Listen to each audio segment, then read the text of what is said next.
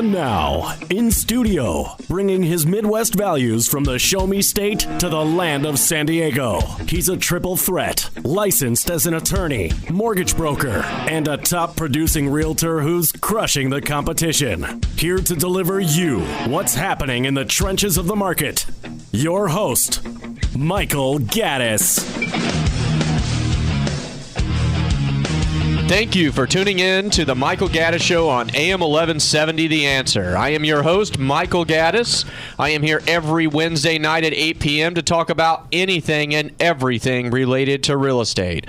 For more information about me, feel free to visit my website at michaelgaddis.com. That's michaelgaddis.com. Today, I have a very special guest during my first segment. I have an attorney that specializes in bank litigation. Now, as most of you know, in my legal practice, I help people obtain loan modifications with banks. I negotiate with banks. Now, my strategy to negotiate with banks is more of an amicable one. But what happens when my ability to amicably negotiate your loan modification doesn't work? Well, the first thing we like to do is try to get an opinion of somebody who is an expert in dealing with banks in a litigation scenario. So my special guest today is Brian Andrews of briancandrews.com. Brian, thank you for joining me today. Oh, it's my great pleasure, Michael. Thanks for having me. Brian, what is the first thing you do when you get somebody that calls you and says, I want to sue the bank? Well, that's probably a loaded question. I could give you 10 answers to. It's going to vary greatly depending on their immediate circumstances, but obviously the first thing we like to do is what's called triage, which is figure out where they are in the foreclosure process and figure out what tools we have available to help stop that first sale. That's a critical part. If you can't stop the first sale, the leverage and the possession of the property is quickly lost, and the negotiating ability that's due to follow is prejudice. So probably the first thing we have to do is to figure out where they are in that process. And Michael, I'll reflect and repeat what you just said about an amicable solution, because you got to get down and fight with these folks sometimes just to get them to come back and discuss what should have been amicable solutions. And you need a law firm that's done that a few times and that knows the cast of characters involved, as I'm proud to say Andrews Law Group has done since 2008, when the so-called financial crisis put us where we are today. Well, I think you pointed out something that's really important, is that most of the time when people finally get around to calling you or me, they usually are facing a trustee sale. They're usually really deep into the foreclosure process. Most people tend to be reactive rather than proactive. Is that the same? Is that the way you find it to be? It is, and it's regrettable. I encourage anyone out there who sees a mortgage problem coming for them, their relatives, their family members, to get out ahead of it.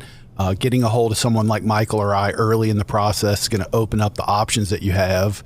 And I think anybody that comes to me is going to first hear me say that we need to try those amicable approaches that your office does so well, and that litigation ought to be a last resort. But even having said that, litigation is still frequently needed.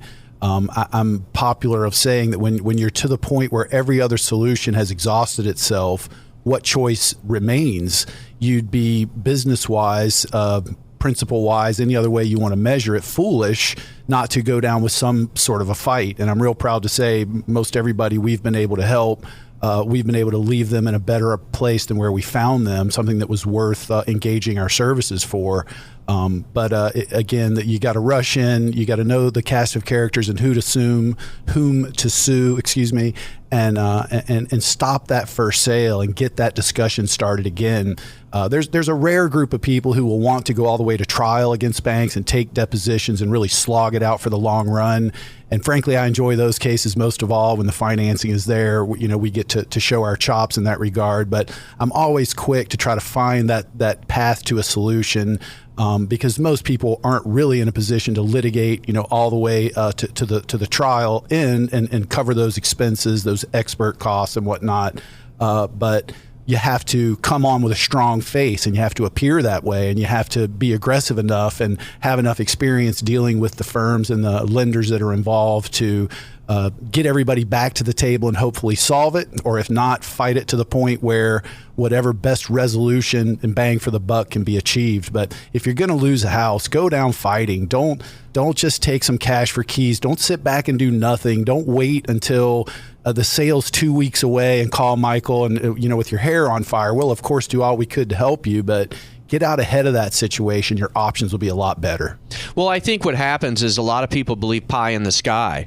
There's a lot of you driving right now who are thinking, well, I'm on the verge of losing my house, but I think I've heard, things like, oh, produce the note and all of these other legal theories that can get me a free house. And, I think that's a very frustrating, part for me, and I know it's for you, because people's expectations of what they're entitled to and how this is going to go down isn't exactly in line with reality. Would you say that's true? It is that, and the quick digression on the produce the note argument. I'm fond of saying that if old-fashioned and traditional real property laws were applied to these situations we're confronted with securitized mortgages, where the actual owners are somewhat mysteriously hidden in a series of trusts and other documents,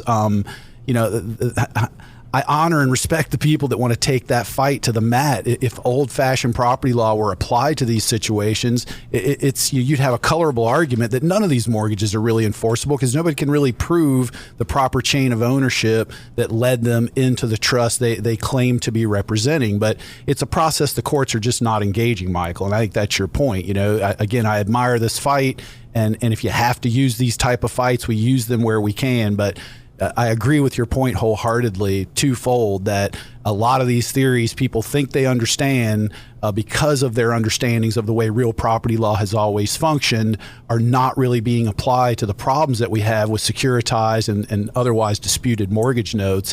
And two, that the way to deal with that is to come in early. So you have all those options.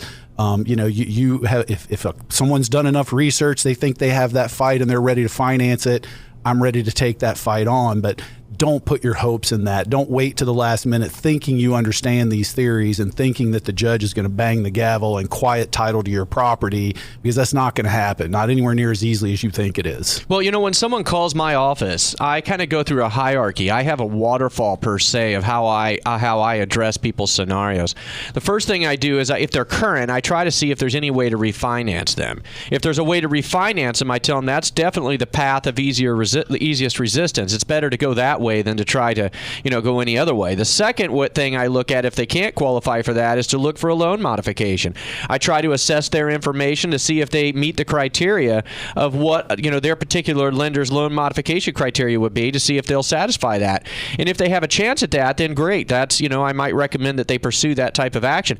However, it's when we get to a situation where maybe they're on the borderline and maybe they should get a loan modification, but I can see something there that, looks like, what, I know this particular lender, and this particular lender's not going to do it because of X, Y, and Z. Maybe the bank, maybe the investor on the loan is a mortgage-backed security or something where it creates a lot of resistance for getting a loan modification. That's where I really recommend, suing. And I think a lot of people think, well, I'm just going to sue the bank and I'm just going to win. I think you have to have some substance to what your case is. You just can't go in there and say, I'm going to sue the bank because I'm behind on my payments and they're trying to sue me. Isn't that right? That's right. I mean, I have a moral obligation. When I file a complaint, I have to find something that states a cause of action within the facts that have led up to your dispute. But I'd say the counter to that is, given the throes of what has happened with mortgage securitization and given the really terrible lender practices that I've witnessed in the way banks deal with loan modifications and a number of other, consumer dispute related issues, I think every borrower probably has a cause of action, Michael. I've rarely met one who couldn't describe to me some series of misrepresentations that led them into default, or some series of events that led them to enter into a contract that I can now prove is predatory. I mean, everyone lived through the go-go late 90s and early 2000s when anybody with a pulse could get a mortgage, and they wouldn't even ask you to fill out your income. They just tell you to leave that blank. and the programs that the banks were sending down to mortgage brokers. And I fault the lender programs, not the mortgage brokers. The brokers can only sell what the lenders offer. And when the lenders open up a door and offer ways to give people loans that they probably would have never, well, no probably about it, that they would have never been approved for had a real underwriting process taken place, I feel like the lenders are left responsible for that. You can't throw open the doors to the candy factory and then complain when the kids end up sick from eating too much candy, because that's what's happened. People have ended up with houses that don't fit them, and banks traditionally would have never agreed to that. And this is why perhaps some of our more conservative audience I'll try to address, that in years past, a mortgage was a secure document. It was something that people respected and paid. I went to the party with my grandparents where they burnt the mortgage after 30 years of paying for their house. And if they couldn't pay a single bill, they paid for the mortgage. And that was then, but this is now. Mortgages aren't underwritten by banks. They don't come and look at you and decide, gee, this is a loan that fits your needs, that you can afford, that's there to help you buy a house. During this go-go time that led up to the crisis of 2008, they would give anybody with a pulse a mortgage because they didn't care whether it ever got paid back or not. They just cared about piling them up and putting them into trust and slicing them and selling them on Wall Street. So this is why I fall back to my point that most lenders out there, in my view, have been somewhat of a pawn in a Ponzi scheme. And then some of them are clean and they've just breached and not paid. And generally, I will tell those folks they need to go negotiate a loan mod, or they need to surrender their property in a short sale because they clearly can't afford it. But people who are in their homes, that can afford their homes, that are losing their homes because of a mortgage Ponzi scheme, I think have a claim in court.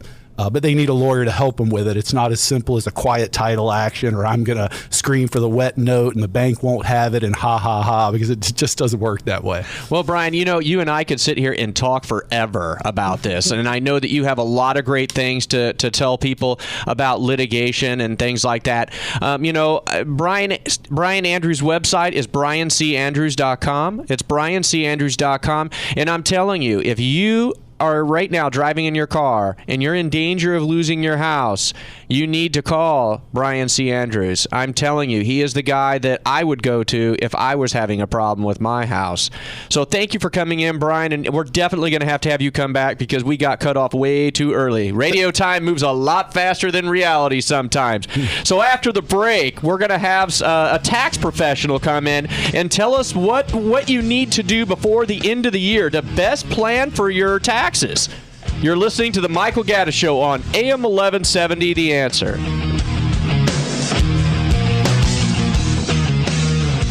If you've got questions, we've got answers. AM 1170, The Answer.